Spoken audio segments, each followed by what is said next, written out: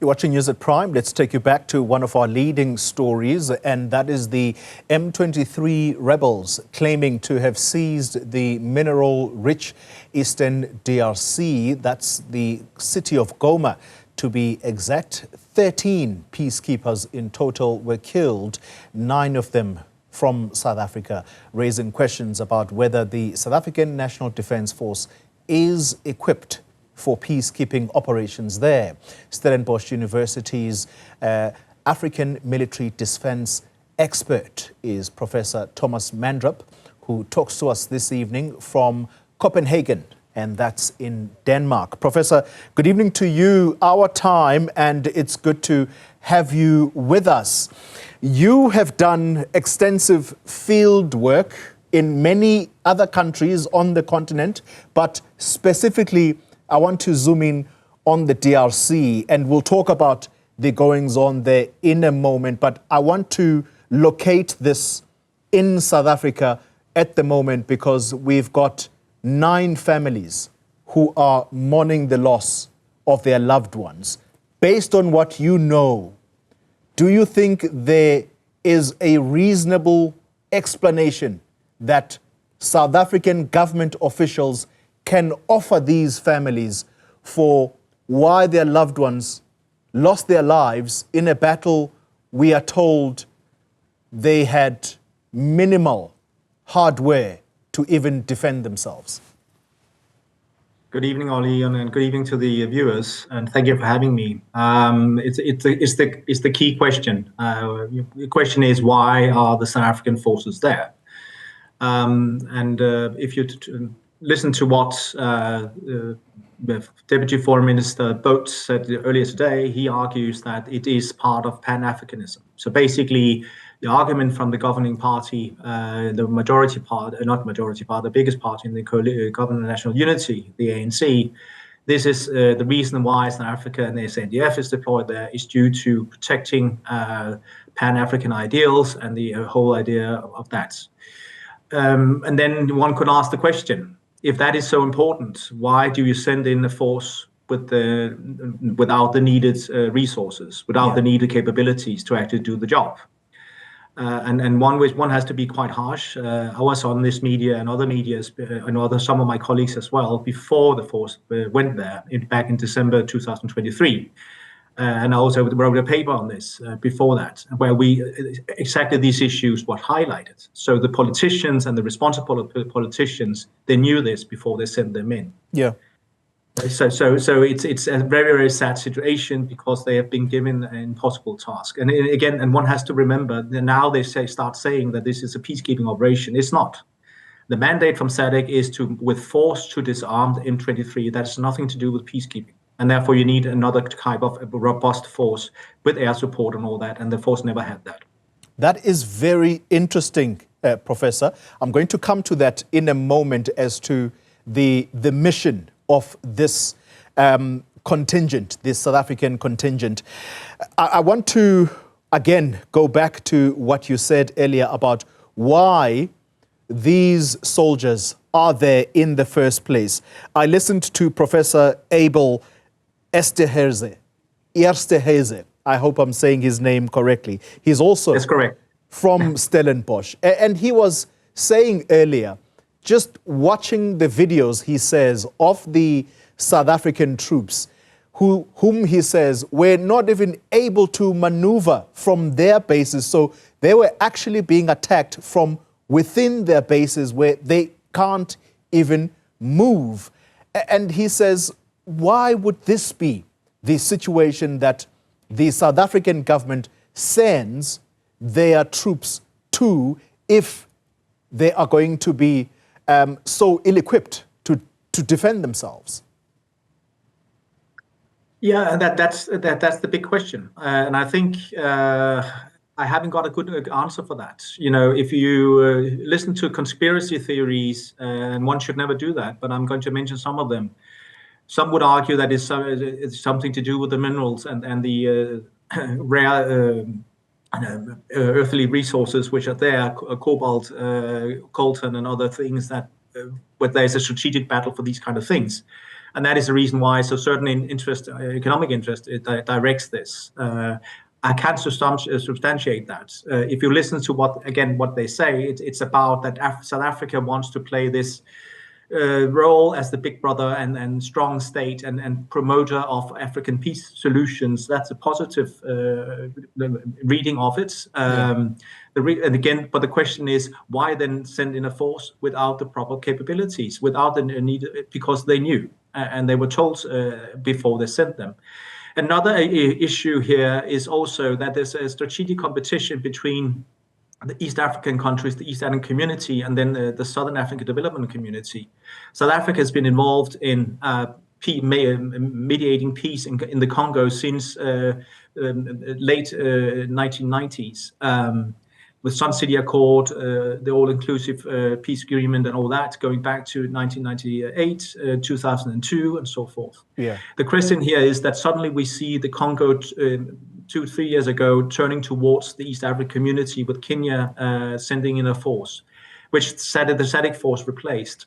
So suddenly the strategic interest and also, and again, we're back to the economic argument, that the interest in the future of Congo, which is so rich, and the future trade interest, economic interest in the Congo was challenged by some interest from East Africa.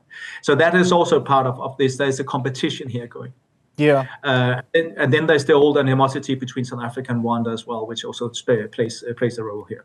And that is one of the key points we've got to talk about before I let you go. But let's go back to your earlier statement about South Africa playing this big brother role, and indeed your other statement. I'm marrying these two. So South Africa is a big brother on the continent, and they want to disarm. The mission here is to go and disarm the M23. Why in the world then do you send them without equipment if they are going to disarm what we understand to be a very well-resourced militia and resourced by Rwanda? Why would you send your soldiers to die, as some of the articles said late last year? Yeah, and again, that's the big question. Is this, again, back to my argument, was this just to push the East Africans out, to be present there, to protect one's interests? Did you deploy the force knowing that you were not going to be able to undertake the mandate and fulfill the mandate, and then you hoped things would go well anyway? Just being present. If you look at the early part of the mission, there was activity, and you tried to actually do something, and then it became more silent in the less operations, be less operative, because you couldn't. You misread the situation. And again, one has to remember that when the Force Intervention Brigade, which was the force we sent in, South Africa sent in 2013. Managed to quite quickly to defeat the M23. The thing was, and I've said this, colleagues of mine have said this also before this SANDF DRC force went in this time around, that the M23 today is a very, very different animal. And the South African Defence Force and its allies from Tanzania, Malawi are very different, in a very different place as well. And therefore, it was not as easy a task and all that. Normally, you say in military operations that you have got around 6 months to undertake all that before your adversary reach you and try to adapt their tactics to what you're doing. And this time around, the M23 knew the South African forces, and they knew how they were going to operate. And this time around, the South African forces was less well prepared than they were back in 2013. So it's in all aspects, it's been a non-starter or bad mission from the outset. And again, I think the most image, the best picture of how bad it was the way that the forces arrived back in December 2013, left on the tarmac of the Goma airport without any logistical food supplies and all that.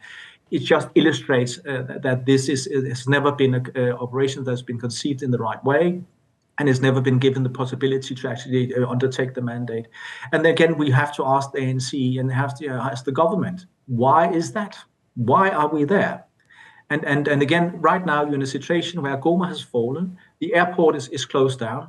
How are you going to sustain and try to enforce and help your forces that are caught there? Yeah. Because you cannot fly in. and you haven't got the air assets to do it. So what are you going to do? You cannot extract them. You cannot get new forces in. So what are we going to do? My goodness, this gets even more interesting as you explain the situation, Professor. Let's then talk about the politics as well here, because it would seem this is why South Africa suffered the losses that it did more than the other countries that are also there. And it is to do with the political rhetoric. So the Rwandese ambassador to the United Nations telling the emergency meeting yesterday that when the South African, or should I say the troops that say they are there to maintain peace, are now going to also provide civilian cover, in other words, protect civilians in Goma, then it plays into the political rhetoric, and that has been to say, this is now allegedly by the president of the DRC, that he wants to effect regime change in Rwanda. And so Rwanda says that is a no-go, and this is part of the reason why these peacekeeping missions have become a target not only of the M23, but the Rwandan forces. It goes back to your question, the relationship between South Africa and Rwanda, or are we oversimplifying? I think it's more complicated than that, and I don't think it's that the Congolese, in that sense, is trying to topple Kagame. But one thing, and that's back to what the M23 is about. M23, of course, it takes its name from the March 2009 peace agreement, which they claim has never been implemented by the Congolese government. I've been to Congo many times, and remember, I came to Goma in 2008, 2 weeks after the city was left by the predecessor of M23, the CNDP, and which later on led to this peace agreement. So, what is the argument here? The argument is that the minority protection rights and promises that the Congolese government at the time, which was Kabila Jr. at the time, which was the president, promised that minorities, and Kinyarwanda-speaking Tutsi minorities in the Congo, were going to have protection in the future, and the government signed up to provide that. And they also signed up to provide, the disarmament of the FDLR, which is a Hutu militia, where still have elements of the genocidaires from the Rwandan genocide. This has not happened. So the minorities has been targeted. The Congolese government has never tried to really protect the minorities here, and the FDLR has been like a tacit kind of alliance with that. And the problem for South Africa is that when the SADC force went in to support the Congolese government with a mandate from SADC to disarm the M23, it also speaks into being part of that situation where you suddenly have where South Africa is part of this not implementing peace agreement from back then, and the whole argument why Rwanda has been there. So Rwanda has an excuse because the Congolese never provided and never lived up to these agreements. And therefore, Rwanda can go in and continue to destabilize and play this negative role, which they have been doing since the mid 1990s. So I think that's important to keep in mind, that this is also part of the story here, that there is this agreements that's never been implemented. And the biggest problem right now is that we've had two peace processes going in parallel. We have the suspended Nairobi talks between the armed groups. We have to remember there's more than estimated 100 armed groups in that area operating alone. And then we have the Angola peace process, where we had a ceasefire agreement between Congo and Rwanda. The problem here is that the Congolese government refuses to negotiate with M23. And this has been a stumbling block. You cannot, and Thabo Mbeki said it earlier today, that there's no military solution to this. There's a political solution, and it means that you need to include all parties to this, and one has to force the Congolese to accept that. The Congolese argument is, of course, that M23 is not a real thing. it's a Rwanda proxy, and it hasn't got an independent view of its own, which is wrong, because it is Congolese, Kinyarwanda-speaking Tutsis that are in that movement also. Final question to you, Professor. So today we are told by the South African National Defence Force spokesperson that South African troops in Eastern DRC have returned to their bases safely, and if attacked again, they will be able to defend themselves. You have just said that the airport, the airspace in Goma is basically shut down by the M23.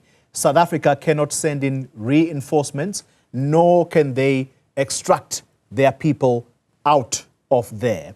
Question is, what does the president say to the nation if he were to address the nation? I'm talking about the South African president. What does he say to these families?